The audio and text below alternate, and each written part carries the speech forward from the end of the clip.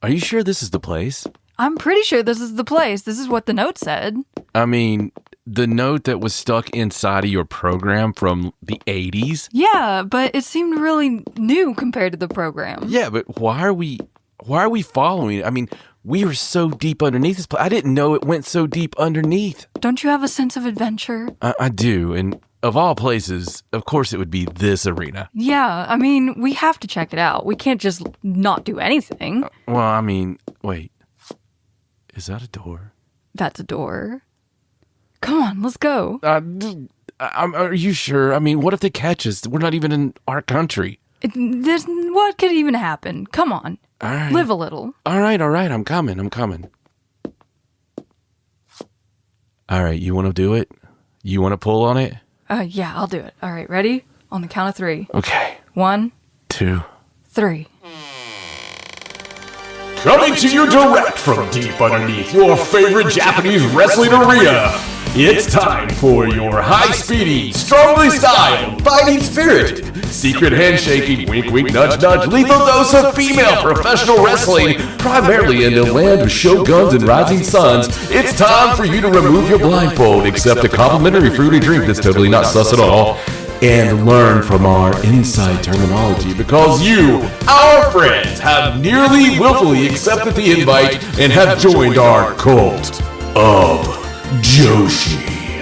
Now allow me to introduce you to your fighting spirited guides, Raja and John.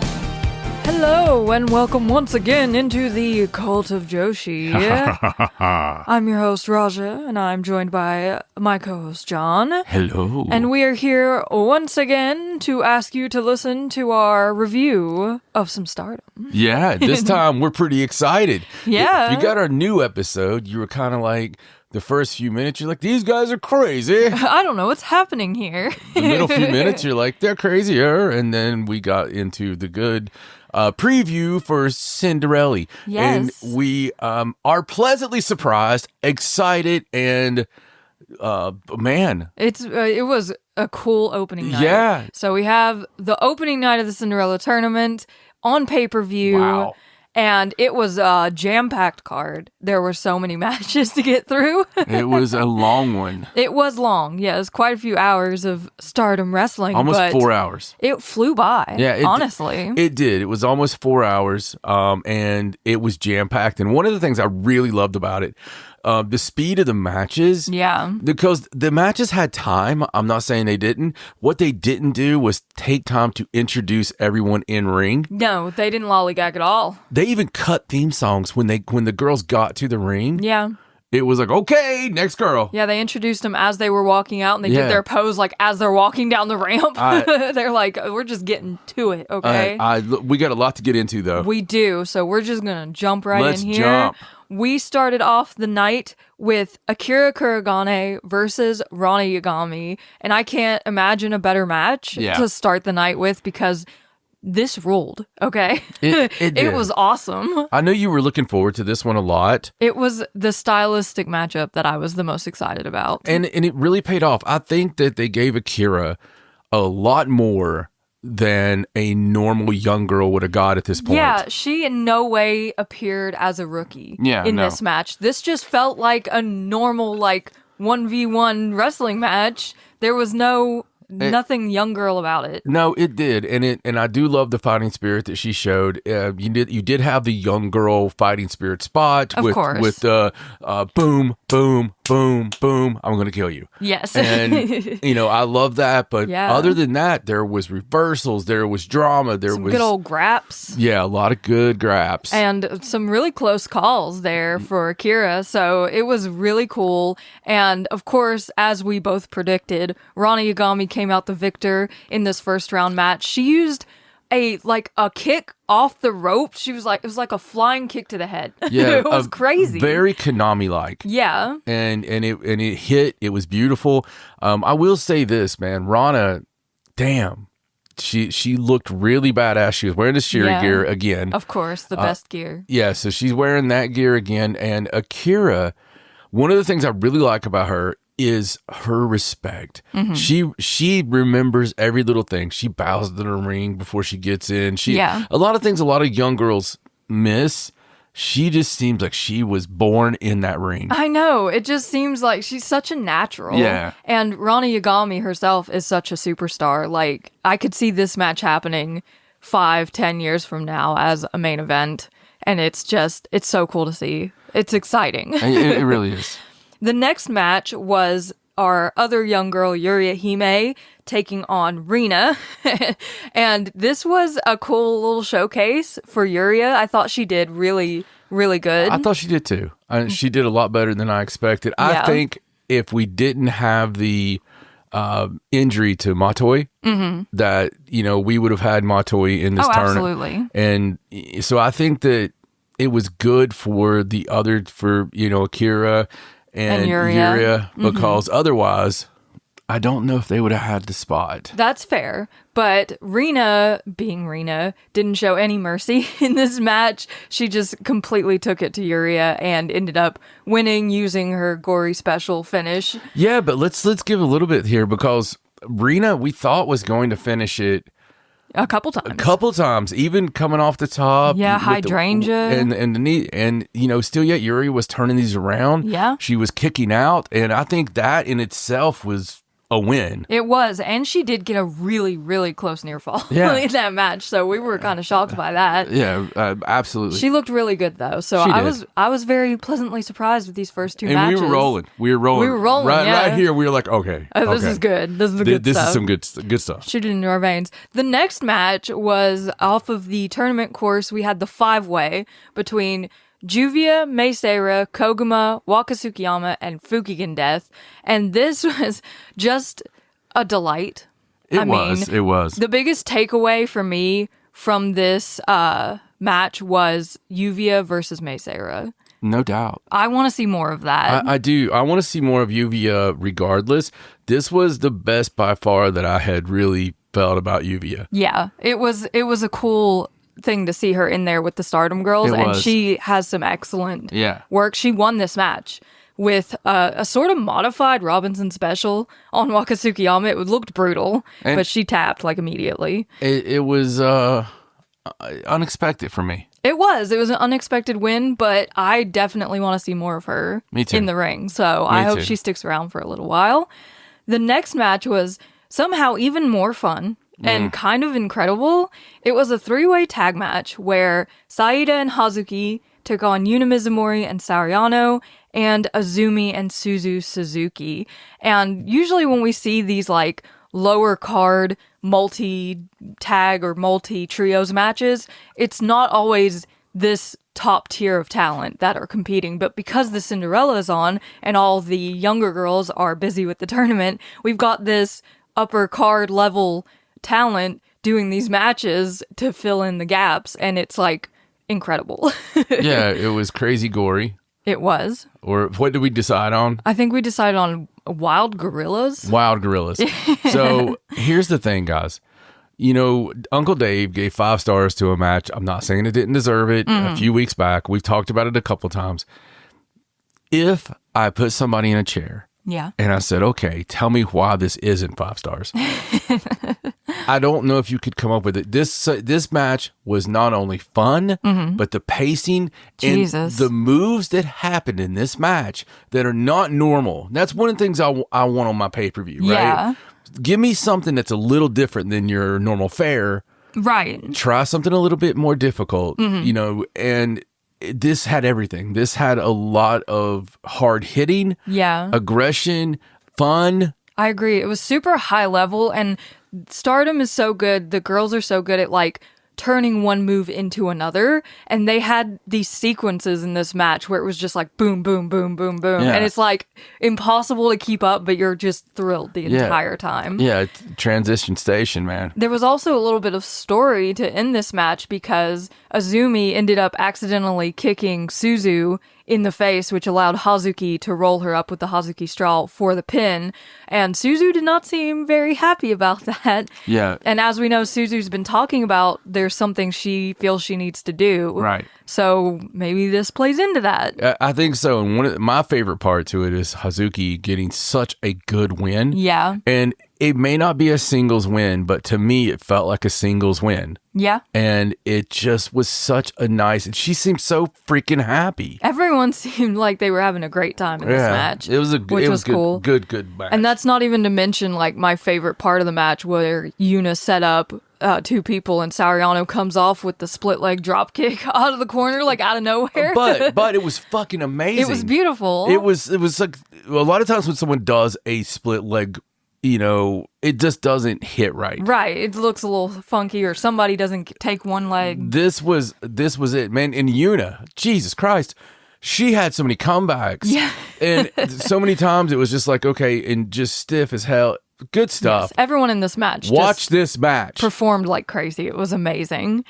The next match brought us back to the Cinderella Tournament. We had Rion versus Azusa Inaba. And this was a really fun match. It was. Azusa Inaba just looks like a little star when she's in the ring. She does. And Rion, of course, has been working her butt off. And they really showed like how much they've grown and how good they've gotten in this match against one another. Agreed. So it was cool to see them both perform so well in a singles capacity. But we got what we expected. We did, yes. Azusa Inaba did win this match. She kicked Rion right in the head. Yeah, right in the face. I heard a bell. It was brutal, and Azusa Inaba did win to go on to the quarterfinals. So very cool. I always expect Azusa to light a cigarette after she wins. She just looks like that. Again, she looks like that chick to me. And she does. Listen, guys. That's a good thing when I'm saying that. And it's really sad given the way Rion like teased her for being so young before this all happened at the press conference. Yeah. She's like, I'm old enough to drink, blah, blah, blah. And it's like, well, you just got beat by that baby that you were making fun of. Yeah, maybe you need a beer.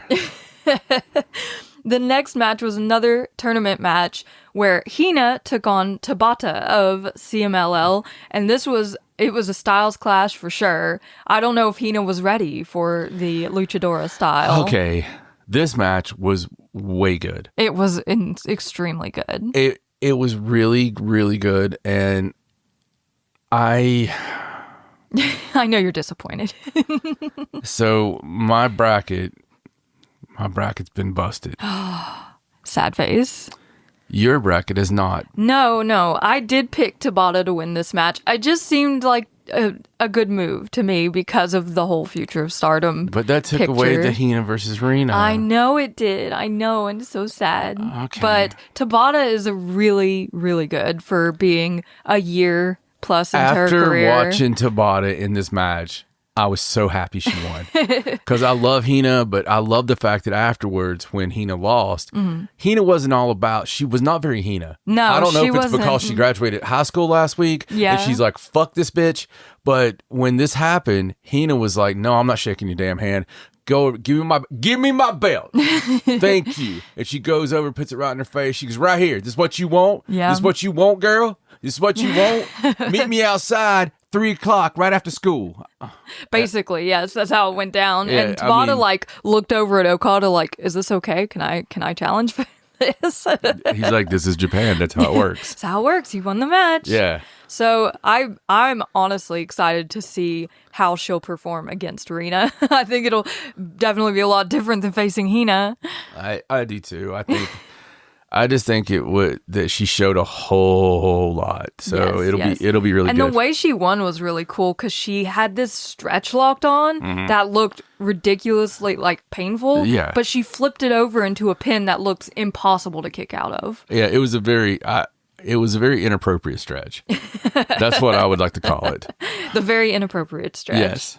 After that, we had the match of Peatrock, Momokogo Mayu Iwatani versus Saki Kashima and Shiri. And it was a good match. It was fun. Had all the spots that you want to see from Saki Kashima and Mayu Iwatani. But we still didn't get what we want. We didn't. I don't really get it, I guess. I mean, Mayu Iwatani won the match by rolling up Saki Kashima, which is funny because Saki Kashima is the roll-up queen, obviously. And maybe that was payback, like, that's what you get for missing my triumph match where you were supposed to be my partner. Yeah. This is payback for that. But we just keep thinking that they're trying to lead into Mayu versus Shiri part 2 for the IWGP Women's title, and that's just not where it's going. Yeah, it's just it's very strange because it should have been Sherry picking up a win over Mayu Iwatani in a tag match. Yeah. That would have been grounds for her to face her at Grand Queendom. Yes. And maybe, I don't know, maybe they're waiting for the Sari versus Shiri match to like start telling that story. Like whoever wins that is going to get the title shot. But I honestly have no idea at this point because I thought this was a sure thing. Yeah. Like a perfect lead in. Me too. So this match was a little disappointing, to be honest. But we did get some cool action out of it. Yeah, it was a house show match. It was. Back to the tournament, we saw Ruaka versus Sayaka Kurara, and this went about how we thought it was going to go. This one got me. This one got me, though. I mean, it did get me invested. It did, yes, because Sayaka Kurara is just so good, but we know from experience how difficult it is to overcome Ruaka because of that dang black box. Yeah, the big, stupid, empty plastic box. Yes, and she did use it in this match to knock Sayaka for a loop. I like to think it's a chest of demons, including the demon that possessed Fuki and Dad.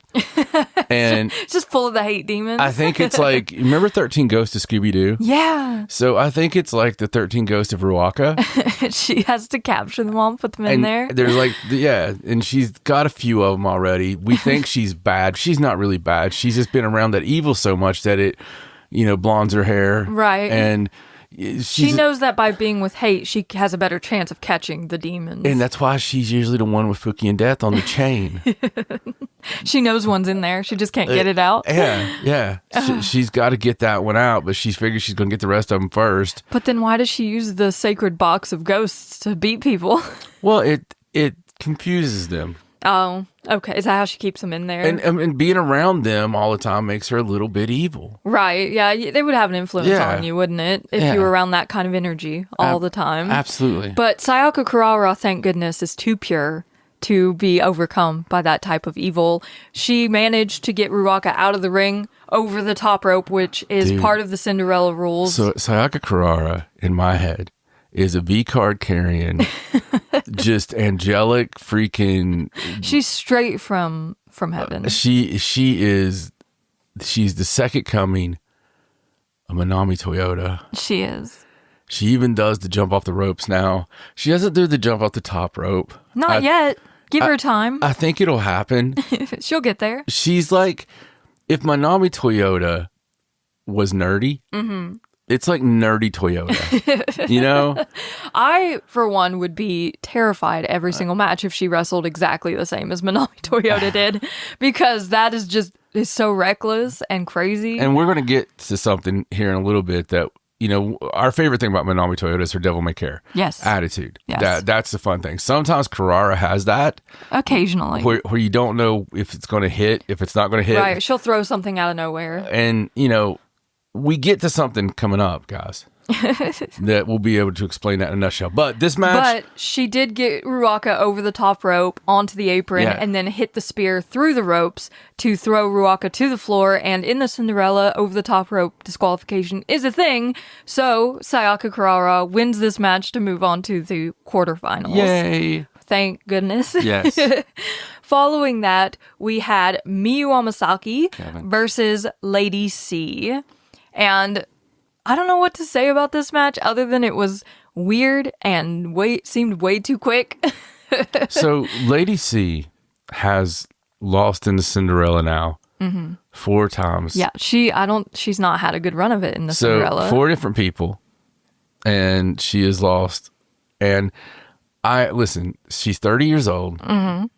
She has become so incredible in the ring. And if you haven't paid attention to Lady C lately, go back and watch this match even.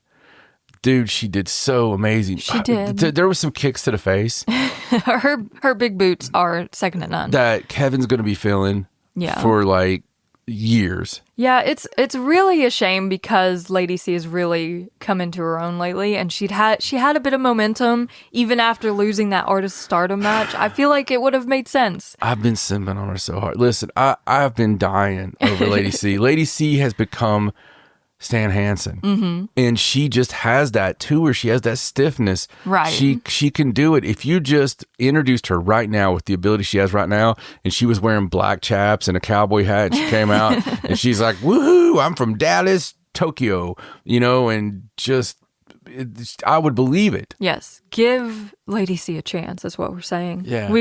I think she deserves it The at this C point. stands for chance. But she did lose this match to Miyu Amasaki, who used her roll up to get the win in a pretty quick one. There wasn't a lot of fanfare going on here. Yep. Way to go. Good job, Miyu. Miyu Amasaki. I can't looking forward to it. Following that, we had a tag team match where Tekla and Natsuko Tora took on Maika and Mina Shirakawa. And This is like the most Elseworld angle. I know, it's such a weird story, and it feels so out of place. Yeah. But it's a grudge match because Hate took out Mina Shirakawa last month, and Maika had been trying to reach out to something inside of Tekla from their DDM days, and that wasn't working out either. So Tekla kind of made it clear that she didn't want anything to do with Maika. So now Maika and Mina are upset, and they have a grudge against Hate. And they came out to the ring for this match. They took their ring coats off on the ramp and then ran straight to the ring to attack Hate. But, I mean, this was your typical, there's a lot of throwing into chairs. There's a lot of craziness going on. Maika and Mina did manage to get some upper hand in the match. There was Mina throwing her beautiful, rolling forearm and her Hurricane, and Maika hitting a Michinoku driver and all that, and a cool slam that we were like, what was that? That was really cool. Yeah, it was a cool slam. But in the end, Maika and Mina won this match because Tekla disqualified her team using Natsuko Tora's pipe to beat Maika down. And then, Raja. And then the weirdest part. Raja. Yes. Will you explain the stipulation that... If I must. Yes. Okay, in a very awkward post angle that switched between Japanese and English, and the crowd didn't seem into it at all. Mina and Tekla were fighting. Tekla pulled Taro Okada over his table by his necktie. Nasty bump. Just completely assaulted the president of Stardom. This is someone who hasn't even paid their fines, by the way, for the last time that they assaulted Stardom staff, so I don't even know why she's allowed in the ring at this point. You haven't even paid your fine to begin with. But Mina suggested that she and Tekla have a singles match, which is strange because I thought we were leading to Maika versus Tekla. But in this match next week that they're doing, if Tekla loses, she has to not only pay her fines in full, she has to get down on her knees in the ring and apologize to Stardom and all of Stardom's fans for tarnishing Stardom's good name with her actions. But if Tekla wins the match, she gets to choose any member of the Stardom roster to have a one-on-one match with. Yep, she was very clear about that. If I win, I get to pick anyone in Stardom. Yeah. For a match. Yeah. That's intriguing because what's in her convoluted little head? I don't know. I don't know what she has planned. Is it going to be Okada? It's like, choose you, Taro Okada, for a singles match. I have no idea. And it was really strange, the order this went in, because she accepted the match before saying her stipulation. So I was like, what is she even getting out of this at first? I think it's Saya Kamatani. It might be. I think that's going to be the weird part. I think that's Tekla turning baby finally. And I assume she wants a title match. I think she wins this. Okay. And I think in a weird way, she turns babyface because she wants a match then with Saya Kamatani. She would never get one because she's in Hate. Right. And I think that's her going, okay, I want, because I want a World of you got to Stardom think, title if you match. beat Mina Shirakawa, Yeah. you should be in line for something. Yeah, something up to that tier of... I think it's a cool little thing because, but the only problem with that is that wouldn't make sense for the big pay-per-view. No, it wouldn't. And this is one of those things where I'm like, literally anything could happen. And I hope when it does happen, we're like, oh my God, that makes so much sense. Yeah, maybe it's Utami. She's not in Stardom. But maybe she can be. Maybe she's gonna show up. Maybe. I don't know what Tekla has planned. I'm sure she has plans. It's weird. It's very strange. It felt very awkward and like out of place. Thank God the wrestling's good because the story's not. Oh, thank goodness. Following that, we had the intermission, and then the final 3 matches after the intermission began with Hanako versus Aya Sakura, and this is the only match I didn't get right because I didn't account for what happened. So you did a clean sweep except for this. Oh, so close. I had a few misses, but I did say that a match would go this way, and one did. Yes. So this match was so good. Okay, these two obviously have a history. They debuted on the same day. They're peers. They want to be better than each other. They want to help each other grow. And in this match, they definitely put each other to the test. Yeah, this was ugly, and in a good way. Yes. When ugly can be beautiful, this was that, because there was things that were missed. There was things that were overshot. There was things that were too violent. And I loved it. It was really great. It was one of those at first where it's one of the ones at first where you're like, oh, she missed that. Oh, she couldn't even do her own comeback. She got caught on the ropes. But what happened is, if you look at it through the eyes we have now, because the damn match ended up being so good, yeah, she was getting caught, thrown into the ropes. She was going to run up the ropes, do her thing. But Hanako charged her when she did that because they're Stardom and they're amazing. They're on a different level. They don't stand there or they don't try it again. Yeah. She charged her to beat her ass, but I was having none of it. She's like, no, bitch, no. No, she still managed to get that I'm still knee. going to get it. And I think she hit her pretty damn hard. And it was like a pretty crazy story. This match started out with like 5 minutes of Hanako just bullying Aya Sakura and she's the bigger person. She's the more powerful person. But through that, Aya Sakura was able to find her fighting spirit and fight back. And by the end of the match, she had Hanako on the back foot. She even busted her nose by mistake with a thrust kick. You could say mistake. I say tomato. But she kicked her and busted her face. Yeah.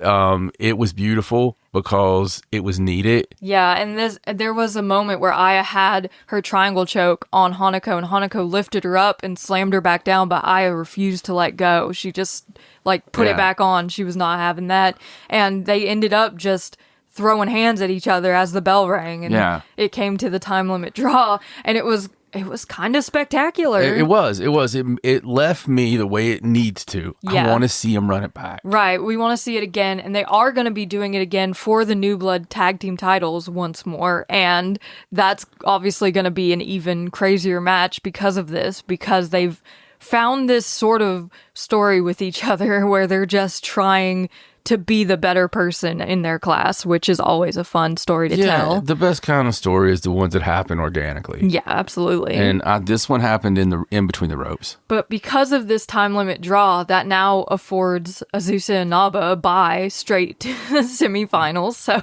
yeah, it's crazy. Which is wild, but good for her, honestly. Oh, yeah, yeah. In the semi-main event, we had Tomoka Inaba versus Hanan in a match of two people who are actually friends and just wanted to have a good match, but they ended up really laying it into each other. Yeah, this match was violent. It was violent. And it was so good. And listen, sometimes we say 3 years, this is legitimately 2 years from now, maybe 3 years from now, this can be headlining the major pay-per-views. Absolutely. These two really left it all in the ring. They showed their heart and their soul, and I don't know. I think either of them winning would have been amazing. Yeah, it would have made sense. Hanan looked so amazing. She has just grown into such a superstar. When you see her move around the ring, she looks the part. She does. Of the person you put a belt on and put it on a newspaper. Yeah. And you say, this is our champion. She's freaking gorgeous, and she is a badass. Absolutely. And the end of this match was really cool because Tomoka did end up getting the Michinoku driver on Hanan, but it didn't work out for her. And Hanan put this absolutely beautiful backdrop suplex hold on Tomoka to win the match. It was like the most gorgeous bridging suplex that I've ever seen. Yeah, it was amazing. It was a spectacular way to end it, and it does give Hanan, get her into the quarterfinals now. So now, we've had an amazing night. Yes. And it could have ended there for me because it had been so satisfying. I know. I was not excited about the main. I'm the biggest Starlight Kid fan in the world. Yeah. But I was not excited about the main event because of last week. Right. Like recent events had kind of jaded us against it. Yeah. So I didn't ask you how you felt about it going into it. Right. But I was kind of at that point just thinking about, because we were going to record right after the show, no matter what. Yeah. Raj was like, let's get it right up. Yeah. And I agreed. I was like, yeah, hell yeah, that's a great idea. But I was not very excited about this. I thought we were going to be just waiting for it to end. We just have to get through this main event. Okay, so what happened? Oh my goodness. They always do this, don't they? They have a way. They have a way about them. They do. I don't know what it is. Okay, so I'm going to start, and then I'll let you tell about the match. I want to tell about the passion of it. Okay. So during this match, it was everything the match last week should have been. I thought the match last week between Saya Kamatani and Tam Nakano was a good match. Yeah. I really did. But there was something lacking in that match. They did the moves. They did all the moves. But it was like they didn't have the same type of passion in those moves. Mm-hmm. And I don't know if all the backlash this week may have, raised that vitriol, maybe raised that ire, right? Maybe even put contention between the two of them, because maybe it was one of the ideas of the other one. Maybe. Sometimes when, like at work, if you're not winning, okay, you're bitchy. All right. Right. At home life, when you don't have exactly what you need to pay the bills and go see a movie or whatever, you're a little bit more bitchy. Right. It makes everything more tense, right? Yeah. Just that's how life works. Drama, negativity, it just makes for these moments. Mm-hmm. These two ladies, and by two ladies, I mean Tam and I mean Saya Kamatani. There's other people in this match, but these two. You wouldn't have known it. Beat the ever-loving piss out of one another. My God. In such a damn way that you would have thought the ghost of Julia appeared. Because it was not just the slaps. It was the everything. It was every one of those moves. Yeah. Done with that violent devil-may-care type of way. The sort of thing we're used to seeing out of Tam in pay-per-view main events, which this was. But I completely agree. It's like the past week of hearing these comments had put something in lit a fire under them for sure, because they came into this, they started the match off, Tam and Saya, and they just went at it from the moment the bell rang. There was no two ways about it. And you wouldn't have even known that Starlight Kid was in this match for half of it, because she was just left there while Tam handled her business. They were doing the damn, Memphis or Crockett, build to the hot tag thing, you would think. Yeah. There was a whole lot of Tam getting beat up in this match. Like, Saya and Konami really took it out of her, like, for most of the first part of this match. And it was very easy to see that Tam was not just going to lie down and take it. Yeah, I mean, it was crazy, and it's almost like somebody said, all right, so sell the match now. Yeah, now you have to get butts and seats for April 27th. And there was another side to the match, and it was kind of what I would have imagined it should be, but it was even more violent than you would imagine. It was. Once Starlight Kid and Konami got their hands on each other, it was like they were trying to kill each other. I don't know. But this level of vitriol. Konami definitely had the upper hand. And I like scary Konami. Yeah. Because now there's a threat to Starlight Kid for me. Absolutely. And it showed really well in the way this match ended, with Konami hitting those two huge buzzsaw kicks. And then when Starlight was bent over, she just up-kicked her right in the face and essentially knocked her out is what it seemed like was going on because they called the doctor in immediately. I was like, oh, there's like a bust off. Oh, God, there's another one. And it was like, she's going to get a third. And I was already sick about that, but then no. No, just a kick straight to the face. No, it looked like she really gave a, Pat McAfee punt. Yeah, like break your nose sort of kick. Right to her head. And you don't normally see the doctor called in Stardom. No, not like that. They're usually like roll to the outside of the ring, get checked out, something like that. But to have him like come into the ring like that. I think she was unconscious. Daichi like was on it. He was like, get in here. She was either unconscious or she sold so freaking well. Yeah. But I will go with unconscious because it really was weird. Because even after the match, when Konami got the mic, she went over and was like waking her up. She's like, Starlight. It's like, shut up, Konami. Yeah. It was exactly what you want with a hot finish. Yeah. And I think this main event did a really good job of selling both the Wonder of Stardom match that's happening literally next week and the Grand Queendom main event, which we still have plenty of time to build, but I think this went a long way in helping it come back from what happened last week. With all the big matches we have left before Grand Queendom, they definitely are building. I mean, they're definitely building well because they're going to be built up. Yeah. By that point. I agree completely. So this was actually a really awesome way to end this night. And this whole pay-per-view palate cleanser was really amazing. I really enjoyed the entire thing. Me too. It was really fun. It was a palate cleanser after one little itty bitty hiccup of questionable moments. Agreed. But that brings us to tomorrow night is the next round. And in the next round, we will see Sayaka Kurara versus Rana Yagami. And one of them will go on to face Azusa in the semifinals because she gets a bye because of that time limit draw. So I think we both agree that Sayaka is probably going to be the one to go on to that semifinal. And it's okay. I think it's okay to make a new pick at the moment. Yeah, we're repicking if need be. So, I agree with you that Sayaka Kurara wins this, but it's going to be. It wouldn't surprise me the way Rana looked. I know. It wouldn't surprise me either. it really wouldn't surprise me the way Rana looked. And I wouldn't be upset about it. And I just feel like Sayaka's on the trail to get into the finals. The interesting thing would be Rana, if you had Rana versus Azusa. It would be interesting. It would be interesting, wouldn't it? It would be, but it's not going to happen. It feels like Sayaka. I obviously had Hanako going to the next spot, but Azusa is going to be there instead because she got that bye. So Azusa gets the bye. Kurara wins that. Then we have the big. Then we'll have Hanan versus Miyu Amasaki. Yeah. Which is a cool match, but I don't see. I mean, it just feels like Hanan's probably gonna win. I think Hanan's gonna win. Yeah.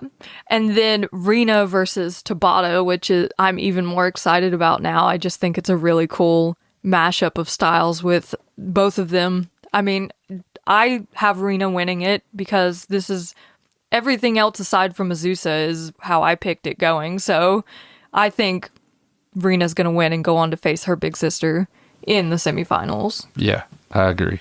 So we've ended up back on the same page as always.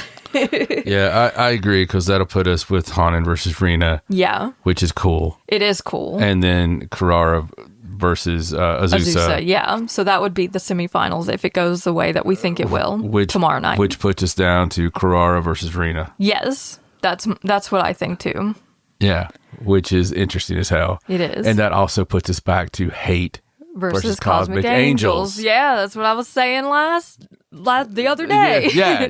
It's a microcosm of the Grand Queendom main event. Well, look at you. Look at me. You did really well. I don't know if it's going to go that way, but I think it would be cool if it did. It would be. Especially if Rina beats Hanan, I think is a big one. I think it's a big one. I think it's deserved. And I'm here for it. I'm here for it too. But that's all we have because we literally just had the one show. We'll be back right after the next show. Yes, we have the next show tomorrow night and also Revolution this weekend. So we'll have lots of Joshi to talk about. Yeah, we might actually do the Monday. Yeah. We'll be back within the next couple of days. The next couple of days, You'll we'll wrap see us this again. up, but we might cover some Revolution stuff too, because it's some really big women's matches. Got Mama Watanabe out here. Yeah. We got to see what she does. Got to see what's going on. She might be the new TBS champion. So, just so excited, guys. Thank you so much for following us. Yeah, make sure you're following us on Twitter, on Facebook, on Instagram at Cult of Joshi. Follow the Cult of Joshi YouTube channel. Subscribe. Give us some likes. Comment on this video. Tell us how your bracket went, what you think's going to happen from here, how you felt about that main event and all the other matches on this Cinderella opening night pay-per-view. But for now, I'm Raja. He's John. So long from the Cult of Joshi. Bye.